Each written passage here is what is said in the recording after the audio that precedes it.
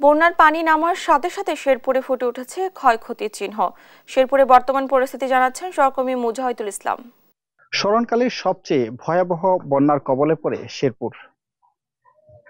উজান থেকে নেমে আসা পাহাড়ি ঢল এবং ভারী বর্ষণের ফলে প্লাবিত হয় অন্তত 2 শতাধিক গ্রাম।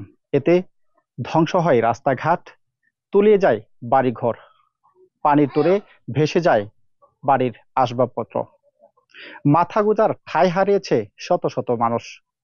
শেরপুরের ঝিনাইগাতি এবং নালিতাবাড়ির শত শত পরিবার এই মুহূর্তে বাড়িঘর ছাড়া। এই মুহূর্তে আমি রয়েছি শেরপুরের নালিতাবাড়ি উপজেলার বাতকুচির 8 ভাই গ্রামে। 8 ভাই পাড়ার আমরা এখানে যে ঘরটি দেখছি, এই ঘরের যে মালিক, তার সাথে কথা বলবো। সেদিন কিভাবে আপনার এই অবস্থা হয়েছিল, আর সেখানে আপনি আসলে কি করছিলেন এবং তখনকার অবস্থাটা যদি জানাবেন। আমি 4 তারিখ সকালবেলা ঘুম থেকে উঠাই দেখি সড়ক মুড়ি মুড়ি সই পানি। তখনই আমি তাৎক্ষণিক মাথায় বুদ্ধি নিলাম যে গরু আমার গাবি আছে, গাবি দুইটা বাইসা যাইতে পারে। তখনই আমি গাবি দুইটা রাস্তায় পাকা সড়কের উঁচু জায়গায় থুয়ে আসে আমি ঘরে যখন প্রথম পাড়া দেওয়া মাত্র অর্ধেক সাইড ডুবে যায়, তখনই দেখে যায় আমি নিজ দিকে যাবো। তখন ওই মুহূর্তে আমি বাচ্চা দুইটা হাতে টানটা নিয়ে কাঁধে তুলে নিয়ে রাস্তা পার হওয়ার চেষ্টা করে, হাত সাঁতরে যাইতে পারি না। তখন আবার গাছে গাছে রশি বেঁধে পিঠে পিঠে করে আমার বাচ্চা, মা বাবা একবার কাঁধে পিঠে বাইধে তুলে নিয়ে রাস্তা রাস্তা পার হওয়ার পর আমি কোনো রকম জীবন নিয়ে আর কি রাস্তায় উঠি।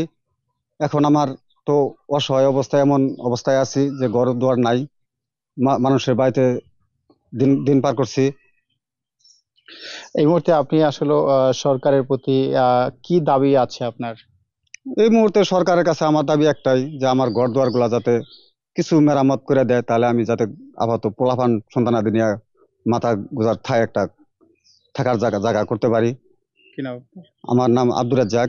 আমার ফসলের কিছু জমি আছে, ওগুলাও এই অবস্থায় ঘর বাড়ির মতো খুদে ধ্বংস হয়ে গেছে। আপনারা শুনছিলেন যে আব্দুর রাজ্জাক সাহেব তার যে বাড়ির যে অবস্থা সেটি তিনি বর্ণনা করছিলেন। এই বাড়ি বর্ষণ এবং পাহাড়ি ঢল নেবে এভাবেই অসংখ্য বাড়িঘর কিন্তু ধ্বংস হয়েছে। তাই সরকার এবং ঊর্ধ্বতন কর্তৃপক্ষের কাছে দাবি, দ্রুতই এই সকল মানুষদের পাশে দাঁড়িয়ে পুনর্বাসন কেন্দ্র স্থাপন করে তাদের বাসযোগ্য অবস্থা তৈরি করার একান্তই প্রয়োজন বলে মনে করছেন বানভাসী এ সকল এলাকার মানুষজন। শেরপুরের নালিতাবাড়ি উপজেলার বাতকুচি গ্রাম থেকে মুজাহিদুল ইসলাম, দেশ টিভি।